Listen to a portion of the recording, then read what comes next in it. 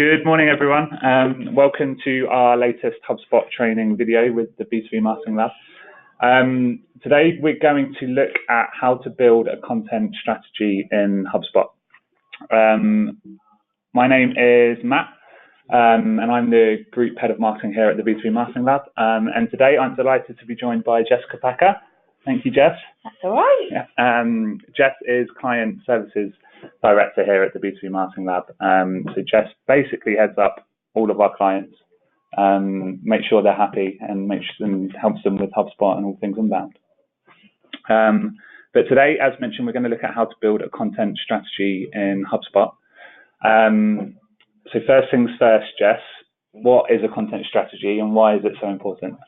So a content strategy basically helps, is a way of making sure that you've got a number of engagement points on your website to engage your target audience.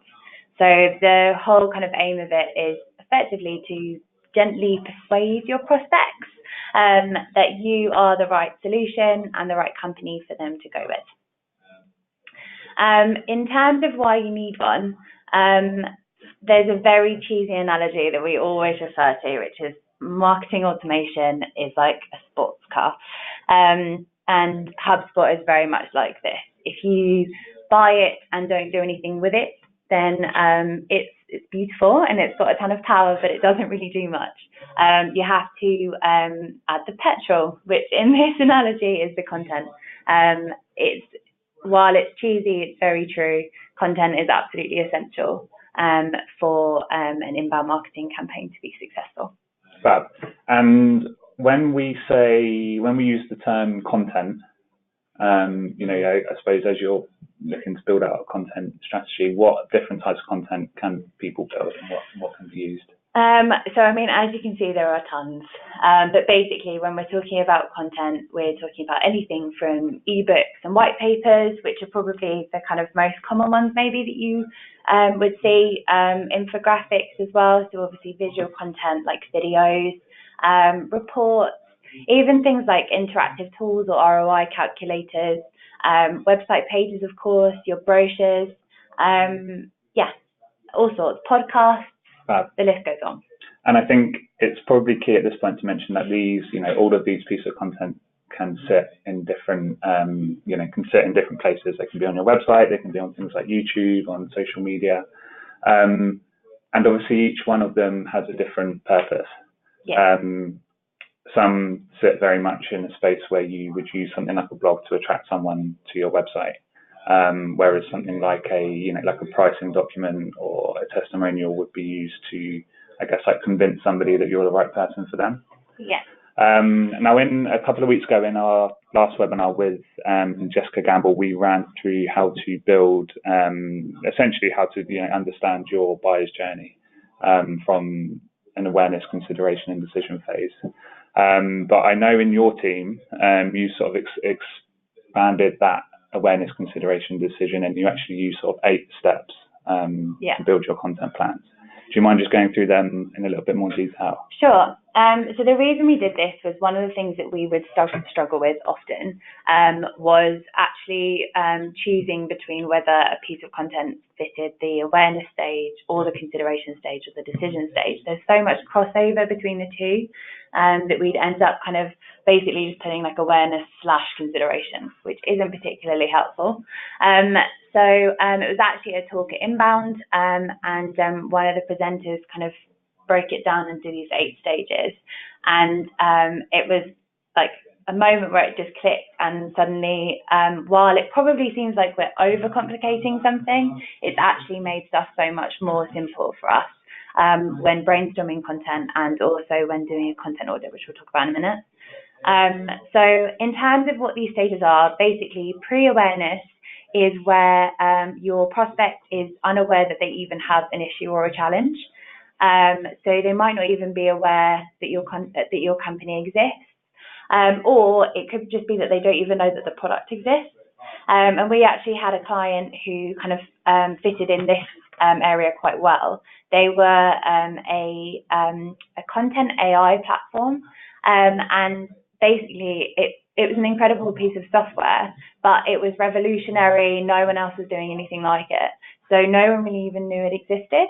So we had to make sure that we created content and that we got that content out in front of people who weren't necessarily even aware that they had that problem or that it existed. So effectively the goal at the pre-awareness stage is to introduce people who don't even know you / aren't looking for you to you. So awareness is the next one then, and this is where they are aware of the pain but they're not desperate to solve it. And a good example here is our recent hunt for project management software. So I've been aware in our team of the pain that we have with not having a fully robust system to help us manage our tasks. But I haven't been desperate to solve it. I knew that we had someone coming on board very soon who was going to do it and lead that project. But it didn't stop me from, if I saw a blog on something like Trello and its benefits, I'd still have a look and still read it. So that's kind of this awareness stage then. So the goal is to basically try to get the new contacts or these prospects to like you and just start to, I guess, kind of raise awareness in their mind of who you are and the fact that you exist and that you've got good content. Then you move on to education, and this is where people are proactively educating themselves on all of the available solutions. So if we come back to our project management software, this is where you're looking at everything. Trello, Acello, Write, everything. And effectively your aim here is to try to cut through the clutter. There'll be tons of content that this person potentially will be reading. And you basically need to make sure that your content is better than everybody else's. And that's a really important step, the education bit, because that's where you essentially are gaining trust. And if somebody walks away or somebody reads a blog post or downloads an ebook or something and has learned something and that they can take away, I think that's the key to moving them on to the consideration stage. Yeah, exactly. And that whole idea of cutting through the clutter comes back to HubSpot's insistence on creating remarkable content, and it's not enough just to churn it out. It has to be good. So consideration is then the next stage, and that's where you've moved further into the buyer journey. Now you're actually starting to look at potential suppliers or vendors or solutions. So to take us as an example, somebody might just be looking at whether or not they keep their marketing in-house and maybe they hire a new person, or whether or not they outsource it to an agency. Alternatively, this could be the phase where they're looking at whether or not they use HubSpot or Marketo or something like that. So effectively, your goal here is to get them to choose obviously the type of solution that you offer, but obviously in a using content to prove that point and to give them the evidence, I suppose, to back that up. Fifth stage is evaluation. So this is where they're actually building a shortlist now. They've decided that they're going to outsource. They've decided that they're going to go with HubSpot, and now they're looking at all of the HubSpot agencies that fit their specification, basically. Then you've got rationalization, and this is where they're getting buy-in from other stakeholders. Effectively, you need to help them to justify the investment and prove ROI. And this is where some of your sales content then starts to come into play, as well as things like, references or reviews, that kind of thing, case studies, all that kind of persuasive content that sits way at the bottom of the funnel, basically. Then you've got decision, which is fairly self-explanatory. This is where you're kind of really they've pretty much made a decision now, and you're just helping to seal the deal, as it were. And then ongoing delivery. This is basic. So in the previous HubSpot one, you had that bit about delighting your customers. This is basically what that is. It's not forgetting that once they've become a customer, to look up, to use the content to keep them happy as well, to turn them into promoters, which puts them back into the top of the funnel. Fab. Okay, awesome. So that's looking at, I guess 8 very specific stages of content that you can create. I guess in terms of next steps, so you've looked at the different types of content you can create, and you've looked at how you can match them to where people are in the buyer journey, how would you go about and put this into practice? So the first thing I do is before we move off the buyer journey, you would define this for your business. So we've kind of gone through some examples of what it means for us, and it's really important that you define it for yourself and you understand what those stages mean to your prospects. Then you would look at your buyer personas. So hopefully, and as we went through the session a couple of weeks ago, you've got these ready and you already have a good understanding of your buyer personas. So it should just be a case at this point of digging out your pain points and objectives that you've identified via that research. And effectively, you're looking at their challenges that they face on a day-to-day basis and the things that they're looking to achieve. So yeah, that's the second step. Then what you want to do is take those pain points and start to try to group them into topics. You'll find often that there'll be numerous pain points that you've identified, but they all kind of relate to one overarching theme. So for example, you've identified that their website isn't generating enough leads, they're not seeing results from cold calling, they've got a goal of achieving 20% growth, and they don't feel like they've got the right strategy in place to achieve that. All of those are pain points that you might have identified as you were building out these personas, but all of them can broadly be grouped into a topic of something like lead generation. So once you've done that, the next step is to create this beautiful content matrix where you've got the buyer journey stages on the left-hand side, and then you've got your buyer personas, basically. And the aim of this is to help you carry out a content audit. So before you start brainstorming new ideas, the first step that we suggest is you take a look at what content you have already. Rummage through the cupboards and see what you have, and you'd be surprised, even if you're really early on in your inbound journey, as it were, you'll be surprised at how much sales material you might have already that you could convert into brochures, that kind of thing. So take everything that you can and basically map this into the matrix. And what you're trying to do is identify what the topic is that you think it relates to. So coming back to the topics that you've grouped together from these pain points, the existing content that you have, does it match up with any of those topics? Also make note, of course, of the format. Try to match it to a buyer journey stage, as we've said, and make sure that it's appropriate. Try to work out which audience it best fits with. It might fit to more than one persona. It might just be relevant to just the one. It might not even be relevant to any of them. And that's identifying those pieces are just as important. Basically, the aim of this is that you will eventually start to see some gaps. We tend to see this in particular around the consideration stage. The businesses and it's very easy to create top of the funnel content and awareness stage content. And I think often the consideration stage gets left out. So it just helps you to prioritize basically when it comes to brainstorming new content ideas, what you want to move on to next. Keyword research then. So this is also really important. All of the content that you create should be optimized for a target keyword. Organic search is just a really easy channel to help you to drive volumes of traffic and leads for your business, and is not something that should kind of fall by the wayside when it comes to content planning. So basically take the topics that you've identified, so we've talked about lead generation, and research the best keywords that relate to that topic. Make sure you take a note of the search volumes and obviously have a look at how much competition there is. And effectively it will help you, it will give you ideas. Apart from anything else, you'll start to see some of the keywords that people are using for when they're searching around lead generation. And it will help you to prioritize your content creation from there. And of course to make sure it's optimized as well when you create it. Once all of that is done, now you're ready to begin brainstorming.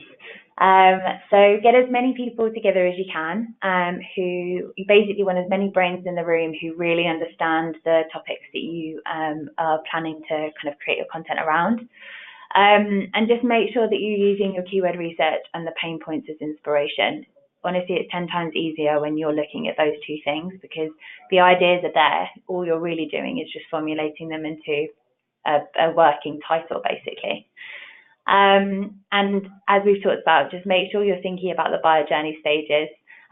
Make sure that you're brainstorming content that fits with all of the stages we've talked about, and what format it takes. What format is that piece going to be best kind of presented to? So you mentioned get as many people together as you can, obviously without sort of overloading a meeting room with hundreds of people. I think one of the key people that we recommend getting involved in this stage is probably your sales team. Reason being is that those are the guys on the front line answering questions on a daily basis of your prospect. So, if there's a specific question that your sales team are being asked on 80% of all sales calls, that's essentially, your step one, and that's the content you should create straight away. And then the only other thing is, I know Jess's team sort of have a focus on this, is that a lot of this content, and as you're thinking about new content, can be repurposed. So say, for example, you're looking to create an ebook around, so let's use lead generation again. So an ebook around, 10 steps to lead generation. Those 10 steps could quite easily be pulled out of that ebook and reformatted into 10 different blog topics. So not every piece of content just has to sit by itself as that only specific piece of content, I guess. Yeah. And you were saying the other day about, is it Gary Vaynerchuk's approach to video, and that's quite similar as well, right? Yeah. So if you haven't looked at Gary Vaynerchuk, he's worth Googling and YouTubing. He's basically a sort of a content marketing guru as such. He puts out an absolute obscene amount of content, from video format to blogs to Instagram posts, etc. He's quite B2C focused, but he has a thing called a content strategy model, which if you simply just Google that, there's a really good PDF which basically shows how he would take he would go and do a keynote video, which might be an hour-long video of him doing a keynote at an event. And he basically divides that and shows how he takes that one video, but actually gets around 80 pieces of content out of it. So it's one video, but then they turn it into a podcast. They turn it into probably 8 or 10 different short videos. They build blogs out of it. They build Instagram posts with the quotes. And it's a really good way of understanding of, you can build one piece of content, but actually you can make it into, a number of different other things as well. Perfect. I guess it's all about trying to make the content that you have work as hard as possible as it can. Fab. Well, with all of that, it's always important, obviously, to validate your ideas. So once you've got a great long list of content ideas and they're all focused around pain points, etc., just make sure that you then go away and validate them. So running, as you mentioned, sales team, they're really useful to kind of get their insights on. If you've got any subject matter experts within your company, run it by them. Ask your customers as well. If you've got any good relationships with those customers and you're in a position to do so, see if they agree. After all, they are your personas. So that's a great opportunity to get some immediate feedback. And the other thing, which seems so simple, and yet I often see this step missed out, is Google the idea that you have, because often you'll find that piece may have been done 100 times over, and in which case it's focused on something that's going to get you a quick win, as opposed to creating just another piece of content that's going to kind of disappear out into the ether. Yeah, and there's a thing called the skyscraper content strategy, which some of you might be aware of, which is essentially looking at exactly as Jess says, before you build a piece of content, if you Google it, so say, for example, you're looking to build a 500-word blog post on lead generation. You Google the term lead generation, and the top 20 results on Google are all, 2,000 words, blog posts, videos, something that is much more in depth and much more educational than you were planning to build. There's not really any point in you creating your 500 word blog post because it's never going to rank above the bits that are already out there. So essentially, when you're looking to build your content by Googling what's already out there, you can make sure that you're creating something better than your competitors have and better than something that's already ranking, which will give you obviously a better chance of ranking in the long term. Exactly. Awesome. Then finally, we're in a position to begin planning your topic clusters. Effectively, we've done kind of all of the background work. We know what content you have now. You've identified kind of the gaps that you need to address and to make sure you've got that kind of full funnel or full flywheel kind of content strategy. And you've got a whole load of ideas now. You've validated them, etc. So now you've got that finalized list. And you know which topics you're going to be focusing on, you can now start to plan your topic clusters in HubSpot. Fab. So we've spoken a lot. So the name of this webinar, Jess, was how to build content strategy in HubSpot, and that's the first time you've mentioned the word HubSpot. Why is that?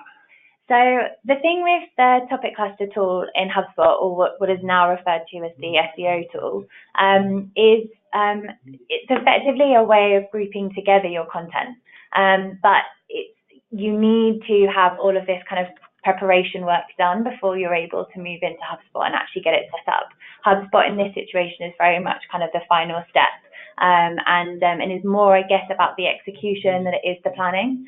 So while the majority of this has obviously been based on slides and kind of offline work, that offline work is absolutely essential before you're in a position to like move into HubSpot and begin executing your strategy. Fab. And you've also introduced the term topic clusters. I have. What is that? So I've got a good video actually, which sums this up really nicely, which I'll just play for you. Somerville Restaurant. You know, it wasn't long ago that you typed some broken search term like this into Google. Now, of course, you simply ask, where should I go for dinner? That's because you assume search engines are smart enough to recognize intent. But does your SEO strategy reflect this changing search behavior? Meet the topic cluster model, an SEO strategy that focuses on topics as opposed to keywords to improve your site's architecture, make it easier for Google to discover related content, and ultimately boost your search engine visibility. Consider how the average website grows. You start with a homepage and a blog. You decide to target a keyword, but learn that there are more than 1,000 long-tail variations of that term, meaning you're stuck writing post after post to capture the search traffic. And in the end, your site becomes repetitive, bloated, and disorganized. In the topic cluster model, each grouping covers a single topic. You have one larger piece of content, we'll call this the pillar, that broadly outlines the topic, and a defined group of cluster content focused on specific long-tail keywords. The pillar links to each cluster page, while the cluster links back to the pillar, each time with the same hyperlinked keyword. That way, when one page performs well, the entire topic cluster gets a boost. It's all about helping web crawlers make connections. Topic clusters signal to Google that there's a semantic relationship between the content, and more importantly, that you're a trusted authority on the topic, worthy of a top spot.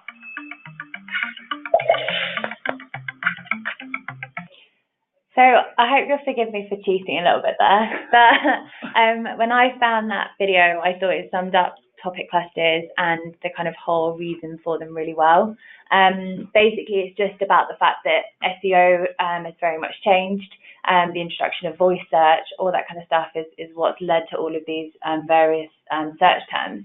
And basically now it's all about needing to build authority on a topic, which is why we've kind of talked about grouping pain points into topics and trying to think of kind of overarching themes that your business wants to be known for, basically, and to kind of show authority and understanding in. There's a couple of terms that are used. So you've got your pillar page. That's basically a really, really long website page that covers everything to do with that one topic. And it's basically like an ebook, but in website format. and it should be broken down into chapters. You really need to think about how that page is structured, because there is a ton of content on that page. So try to kind of think about the template that you're using, and making sure that copy is still really easy to digest, despite there being so much of it. And then you have the other kind of term, which is subtopic content. And these are basically your blogs, the landing pages that you build for your ebooks, your website pages, basically all of the kind of additional content that we've talked about. And those should all basically be related to that kind of one pillar. And as that video explains, the kind of fundamental thing is that your pillar page is linked to the subtopic or the subtopic content, and then that subtopic content is linking back to the pillar. And that's effectively what's telling Google and other search engines that those are all related, and therefore helps to kind of boost the authority that you have in that area, and to help communicate to Google that you understand and you get that space. Cool. And there's a tool in HubSpot which helps you do this. There is indeed. Yes, exactly. Which I shall go into now. So we've kind of used lead generation as an example throughout. So I'll probably use that as an example. As I mentioned, so it's under marketing. And then if you go to planning and strategy, you'll see the SEO tool here. Now, they've recently changed it. I think it was called Topics beforehand, and they've updated it to SEO now. Just as a bit of background, this replaced the keyword tool when HubSpot removed that. And they've also just recently launched this Google Search Console integration. So you're able to actually help to use data from your instance of Search Console to basically pull that into HubSpot, which is really great. I would recommend getting that set up. So you'll see we've got a few that are set up. But basically, to create one, you just go to the top and hit Add a Topic. You'll see immediately you're asked whether or not you want what your country is, basically. So we'll click UK. And then it's prompting you, which is really useful. So effectively, what is one of the main challenges that you help your customers to overcome? And for us, lead generation is a perfect example. That's exactly what we do. My suggestion, though, from an SEO kind of best practice standpoint, try not to make your topic too broad. We couldn't rank, we could try to take on inbound marketing, for example, but you've got people like HubSpot themselves who own that space already. So for the lead generation one, we probably would maybe want to qualify that to B2B lead generation. So we just add our topic in, and you'll see that HubSpot will pull in the monthly search volume for that, and will also give you an idea of difficulty, so how hard it's going to be. Then just pick your topic. You'll see also below, it does give you some recommended topics. This is pulled in basically from some of the content that you have in HubSpot already. So you see mineral oil, that's mainly, I think, because of one of our case studies, maybe. But the other things will kind of relate very much to the things that we do and the type of content that we create. So you can either pick from one of these, or as I said, you can create your own. Hit create a topic, and you'll see the kind of framework for your topic cluster here. This bit here, so your pillar page is going to go here, and it should be optimized for the keyword of B2B lead generation, if that's what your topic is going to be. And you'll see there's the option here to attach content. So once you've created that pillar page within HubSpot, and you can use, if you've got sites, you can use the web pages tool for that. Or if you don't have sites and you've just got the marketing marketing license, then you can use landing pages for this. It's just about using a slightly different template to your landing pages, basically. You'll also see that you can add an external URL. So if you are, if your website's hosted in WordPress, perhaps, and you're just using HubSpot on a subdomain, you've also got the option to build your pillar page in WordPress and then connect the external URL for that. It will also suggest, if it thinks that there is content that you already have built out in either your landing pages or your web pages sections, then it will prompt you that those content, those articles exist, basically, and you can connect those instead.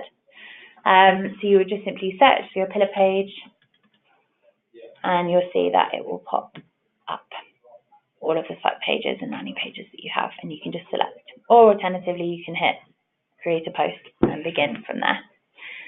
So then you've also got your subtopics. So simple as adding a subtopic keyword, and this is coming back to why, as I mentioned before, it's really important that you've optimized your content around particular keywords. So in theory, you've done all of this work. You should already know what your keywords are going to be, and you would just add it in here. So for example, we've got B2B lead generation tips, maybe. You can hit research, and then HubSpot will again give you the data on that keyword. Hit save, and again, similar view as you got with the pillar pages. Here is where you could attach your blog or your landing page or anything really, exactly, that you've built, and connect that up. You've also got then built-in reporting with all of this. So once your topic cluster is kind of all up and running, you can start to see how it's working. And also you'll see that these will kind of light up to either be red or green. Red means that there's no connection, so you haven't remembered to do your internal linking. Green means that you have. Now I'm pretty sure you've got a very good example of what a very far in progress topic cluster would look like. It's got a few pieces of that. Yeah. So we, I think of, probably this time last year, wanted to, obviously we build websites in HubSpot. So one of the things that we wanted to rank well for was the term HubSpot website design. Now, obviously, I think as Jess mentioned earlier, going up against a giant competitor who is already a big authority for the term HubSpot or like websites or something was obviously going to be tough. But HubSpot website design was something that we felt, even if we only ranked outside of HubSpot for it, was a keyword that we would want to rank for. So we built a pillar page, but like I said, about this time last year, which is approximately like 1,500 to 2,000 words long. Talks about the HubSpot CMS, talks about the challenges involved with, building websites in general, why HubSpot is a great tool to use, some case studies, some examples, and tips and tricks, and that sort of thing. Which is our central pillar page, as you can see here. Now, what we then did is essentially built a lot of blog posts, some videos, some case studies, and some sort of ebooks, which obviously sit on landing pages, all around this central topic. So if you imagine this central piece is our pillar page, and then everything on the outside is a separate piece of content, which has a specific link, and the words HubSpot website design linked to that pillar page, but also that pillar page links back the other way out to the blog page. So you have to sort of train yourself to think, right, this blog's going live on Tuesday. I need to make sure that I'm checking the HubSpot content tool to make sure that link's in place. And this is a great example. As you can see, all of the green lines sort of linking the content shows that we've successfully linked from the pillar page out to the blog post, and we've also linked from the blog post back to the pillar page in the middle. You can see the one red line where it says how much does it cost to host your website in HubSpot is an example where that link isn't in place. So essentially at that point, you're not telling Google that these two pages are linked, which means that Google isn't using that blog post to support that middle page. Now, what we've seen, which is, obviously really good, is that by supporting that central piece of content with all of these blog posts around it, rather than these pieces of content sitting in isolation, what they've done is basically built that central page to have a much higher authority than it would do if it sat alone. So we actually, for the term HubSpot website design, in the space of around 6 months, went from not having any content whatsoever ranking in Google's 2 or 3 top pages, to actually ranking above HubSpot in first place on the search for HubSpot website design. So it's a nice scenario where we can use an example of our marketing to show that it really does work. But yeah, it does. Awesome. Well, I mean, I guess the others, as I mentioned, you've obviously got the ability there to see kind of how that's then performed for us, and how being ranking better in Google now has generated a large quantity of traffic for us, and leads presumably out the end as well. I mean, I think that's pretty much it in terms of the HubSpot tool. As you mentioned, it's more something you're continuing to add to. So you're building your framework initially with the kind of keywords that you've identified that you're going to target with the pieces of content, and you kind of build out your plan, as it were, in that tool. But then effectively, it's a case of writing that content, building it in HubSpot, and then connecting it back. Yeah. Fab. Thank you for that, Jess. No problem. So in terms of, I believe you have a few key takeaways. I do indeed. Fab. So the main things that I would kind of encourage everyone to keep in mind. So remember to define the buyer journey for your business, as we mentioned. It really is so much more helpful when you understand what all of those stages are and how they specifically relate to the journey that your prospects are going to go on in their hunt to find the solution. Try to vary the format of your content, as you mentioned with Gary Vaynerchuk's example. Really try to make your content work for you and use a nice mix of visual and written content as well. Please focus on your buyer persona pain points. Apart from else to just make things 10 times easier when it comes to brainstorming content, but also just make sure that the content you're creating is relevant and actually will drive results for you. Don't underestimate the value of SEO. I know we've talked about it quite a lot, and it really is kind of the key, success that you can get from a good content strategy. And those pieces of content will just continue to work for you again and again, and will continue to drive traffic and volumes. Things like social have a shorter lifespan, whereas SEO and well-optimized content will continue on. Make sure you validate your ideas, and as we've talked about, remember your internal links between your pillar and your subtopic content. Fab. Thank you, Jess. No problem. Obviously, if anyone has any sort of follow-up questions following this webinar, please don't hesitate to reach out. So actually, Jess is one of the people that runs our HubSpot training sessions. I do. So we have a couple of sessions coming up at the end of this month, as well as some, in the next couple of months. If there's any more, again, any questions about those bits, please don't hesitate to get in touch with myself. In 2 weeks' time from today, we'll be looking at how to build a lead nurture workflow in HubSpot. So I guess that's looking at Jess's eight steps to the buyer's journey. So how you take people from, a simple blog subscriber, how you can use content and the HubSpot lead workflows to try and drive those people from, I guess just a subscriber or a web visitor all the way through to being a full paying customer. So I think that's good. Thank you for joining us, Jess. No problem. And thank you everybody on the line. Bye-bye.